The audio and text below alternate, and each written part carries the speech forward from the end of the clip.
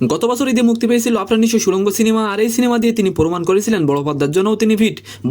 But এরপর almost প্রায় 1 বছর হারিয়ে গিয়েছিলেন বিনোদন জগৎ থেকে। তো কি অবস্থা, কেমন আছেন? আমি আমার সবুজ আর গাইজ আজকে দুইটা নিউজ নিয়ে আলোচনা করবো। প্রথমে থাকবে সাকিব খান আউট নিশো ইন, দ্বিতীয় নিউজটি থাকবে রাফসানদির ছোট ভাইয়ের আলোচনা সমালোচনা নিয়ে। তো ভিডিওটি সম্পূর্ণ দেখবেন। আলফাইন নামে একটি প্রতিষ্ঠান থেকে নির্মিত সিনেমা দিয়ে বড় পর্দায় অভিষেক হয়েছিল আপনার নিশো, তারপর প্রায় 1 বছর উদাও ছিলেন তিনি।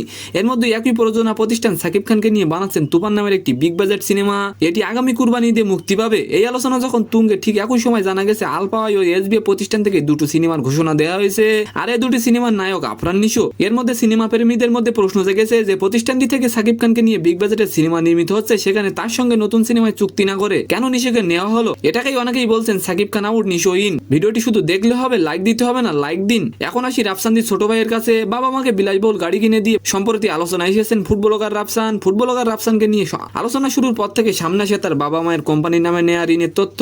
বাবা মায়ের সেই ঋণ পরিশোধ না করে বিলাসবহুল গাড়ি কেনায় সমালোচনায় পড়েছেন রাফসান বলেন ঋণের টাকা ও জমি বন্ধকি নিয়ে ব্যাংকের সঙ্গে ঝামেলা চলায় বিষয়টি আদালতে গড়িয়েছে। আদালতের সিদ্ধান্ত না পাওয়া পর্যন্ত ঋণ পরিশোধ করা হয়নি।